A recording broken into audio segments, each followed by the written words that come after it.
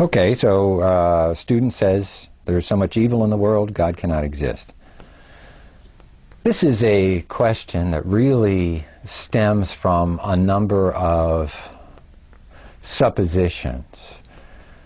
And the suppositions normally, and particularly in the Semitic religions, but also extending some other religions as well, you have the supposition that God is omnipotent, omniscient, a creator, and it has some positive attribute. And so therefore God is in complete control, has designed a system, and can do anything he wants within the system, and at the same time has a positive attribute. And so therefore we would assume that God would do things, establish things within the system where things would minimally work out for the best or something.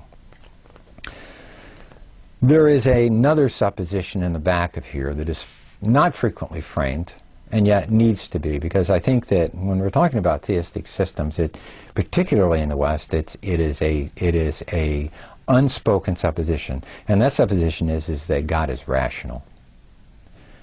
That is, since the Johannine corpus of materials in Christianity, you have the idea that God is logos, that God is a rational word, a rational statement. And as that kind of idea of a rational statement, then therefore we can have a reliable figure that has our best interests at heart and has established a system that privileges us in some way, shape, or form. Now, if you're going to suppose a God, it's going to be a little bit difficult, particularly I think if you're supposing a divinity made in the image and likeness, that humans are made in the image and likeness of God. And here's my problem with this.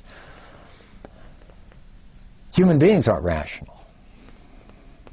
Our notion of a rational choice, that is, how it is that human beings go about our decisions, has been called into question in social science over the last 20 years, and I think that there have been so many disqualifications of the Adam Smith notion of a rational actor, whether in economics or in politics or something of that nature. Human beings tend to make choices based on irrational decisions.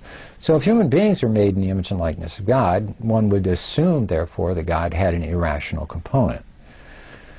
And to take this a little further, one would go into Hindu theology.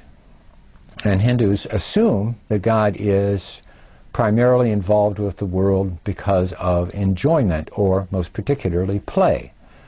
That is, God's actions within the world are playful. And they are not rational, but they are supreme.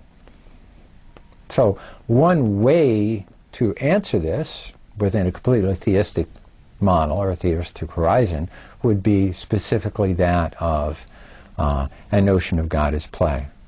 Now, as someone who is not a theist, and I do not assume the existence of a supreme being, as one who is not a theist, my response to this would be something of the nature that most of what people call evil is in fact happenstance.